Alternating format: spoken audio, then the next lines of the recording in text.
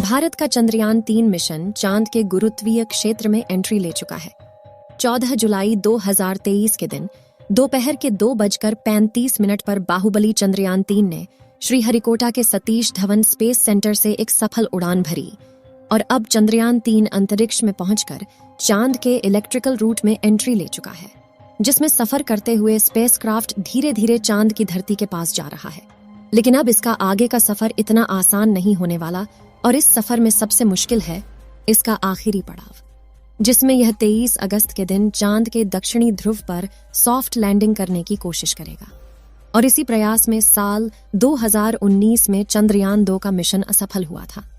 तो अब सवाल आता है कि आखिर क्यों चांद पर जाना इतना भयानक है, और नासा के वैज्ञानिकों ने चांद पर ऐसा क्या देखा कि 70 दशक में चांद पर जीत हासिल करने वाले नासा ने अचानक से अपने सारे मून मिशन बंद कर दिए।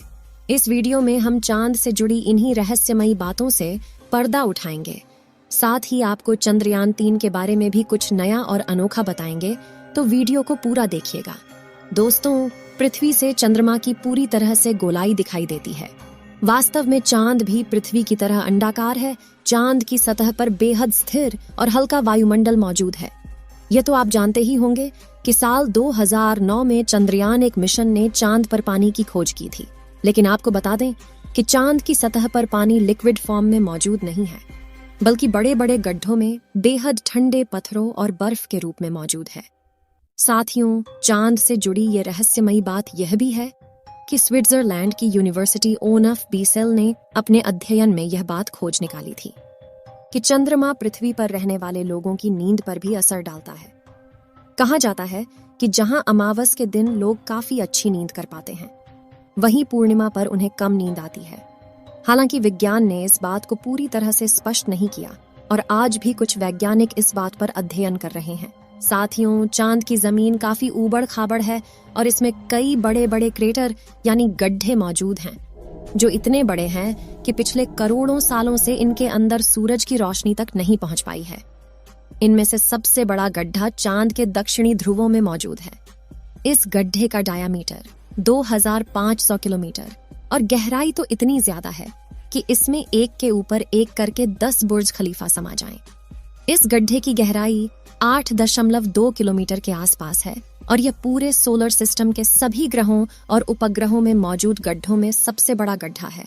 माना जाता है कि चांद की धरती में पानी छुपा हो सकता है, और वह भी थोड़ा बहुत नहीं, बल्कि पूरे 100 मिलियन टन। इसके अलावा यहाँ पर hydrogen, sodium, ammonia, mercury, methane और सिल्वर जैसे मूल्यवान संसाधनों का खजाना मौजूद हो सकता है, जिसकी खोज करने के लिए ही चंद्रमा पर चंद्रयान-3 मिशन को भेजा गया है।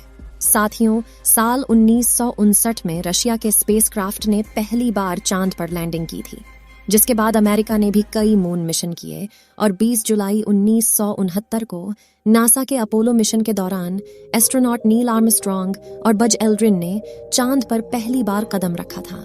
जिसके बाद नासा ने कई मून मिशन किए थे और अपने कुल 12 एस्ट्रोनॉट्स को चांद पर भेजा। एस्ट्रोनॉट्स ऐसे व्यक्तियों को कहते हैं जो पृथ्वी के वायुमंडल से ऊपर जाकर अंतरिक्ष यानी चांद पर जाकर रिसर्च करते हैं।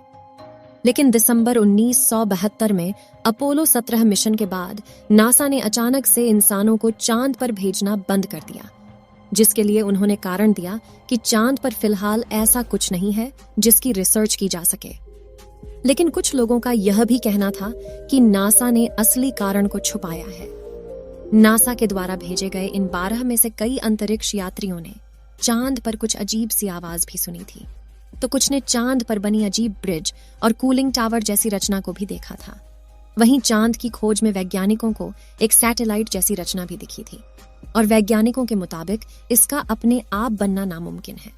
हालांकि नासा ने कभी इस बात पर आधिकारिक बयान नहीं दिया था, लेकिन नासा के वैज्ञानिकों ने कई बार यह कबूला कि चांद पर एलियन का बसेरा हो सकता है। फिलहाल यहाँ सबसे ज्यादा गौर करने वाली बात यह है कि ये सभी मिशन चांद के उत्तरी ध्रुव पर किए गए थे, जहां पर लैंडिंग करना चांद के दक्षिणी ध्रुव के मुकाबले काफी ज्यादा आसान माना जाता है। लेकिन साल 2019 में भारत के चंद्रयान-2 ने चांद के दक्षिणी ध्रुव पर सॉफ्ट लैंडिंग करने की कोशिश की थी और अपने इस प्रयास में चंद्रयान 2 का लैंडर विक्रम बुरी तरह से असफल हुआ था। लेकिन आखिर चांद का दक्षिणी ध्रुव इतना खतरनाक क्यों है, आइए जानते हैं। सबसे पहले तापमान की बात करें तो चांद के दक्षिणी ध्रुव में कई ऐसे बड़े बड़े गड्ढे हैं, यानी इस जगह करोड़ों सालों से सूरज की रोशनी नहीं पहुंची और सूरज की धूप न पहुंचने का सीधा सीधा मतलब है तापमान का ठंडा होना। इसलिए कई बार दक्षिणी ध्रुव का तापमान -230 डिग्री सेल्सियस तक पहुंच जाता है। ऐसे में किसी भी इंसान का स्पेसक्राफ्ट से बाहर निकलना तो छोड़ो, खुद स्पेसक्राफ्ट के लिए भी ऐसे तापमान में काम करना मुश्किल है। इतने कम तापमान में कई बार स्पेसक्राफ्ट पर लगे इंस्ट्रूमेंट चलना बंद हो जाते हैं। यहाँ सूरज की रोशनी न पड़ने की वजह से चांद के दक्षिणी ध्रुव के कई हिस्सों में काफी ज्यादा अंधेरा है, जिस वजह से चांद की ऑर्बिट में घूम रहे नासा, रशिया और चीन के ऑर्बिटल भी वहां के काफी हिस्सों को ठीक से नहीं देख पाए। यानी कि उन हिस्सों में क्या हो सकता है यह किसी को नहीं पता।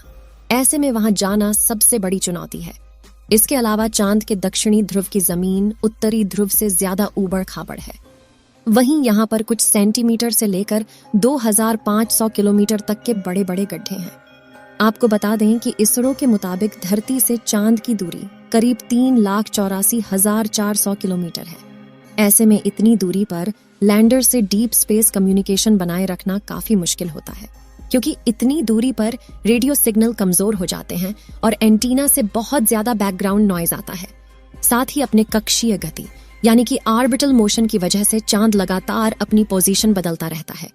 ऐसे में तय की गई लैंडिंग साइट पर पहुंचने के लिए लैंडर को भी सही मोशन पकड़े रहना पड़ता है। इसके अलावा चांद पर पृथ्वी से कम ग्रेविटी है और बहुत पतला वातावरण है। साथ ही चांद के दक्षिणी ध्रुव में काफी बड़े बड़े पत्थर और गड्ढे होने के साथ धूल उड़ती है और ये सभी कारण किसी भी लैंडर को लैंडिंग करने में काफी चैलेंज देते हैं। पिछली बार चंद्रमा की सतह से 2.1 किलोमीटर पर चंद्रयान 2 के लैंडर से इसरो का संपर्क टूट गया था और इन्हीं में से किसी एक कारण की वजह से वह चांद की सतह पर क्रैश लैंडिंग करके तबाह हो गया था। लेकिन पिछली बार आई मुसीबत से सीख लेकर इसरो ने चंद्रयान 3 के लैंडर विक्रम को पहले से ज्यादा एडवांस्ड और पावरफुल बनाया है। जैसे कि चंद्रयान 2 के विक्रम लैंडर में 5 थ्रस्टर्स थे, लेकिन चारों तरफ सही संतुलन बनाए रखने के लिए चंद्रयान 3 के लैंडर में बड़े और एडवांस 4 थ्रस्टर्स लगाए गए हैं। इसके अलावा इस बार के विक्रम लैंडर में लेग्स को बड़ा और मजबूत कर दिया गया है। साथ ही इसकी फ्यूल स्टोरेज कैपेसिटी को भी बढ़ाया गया है।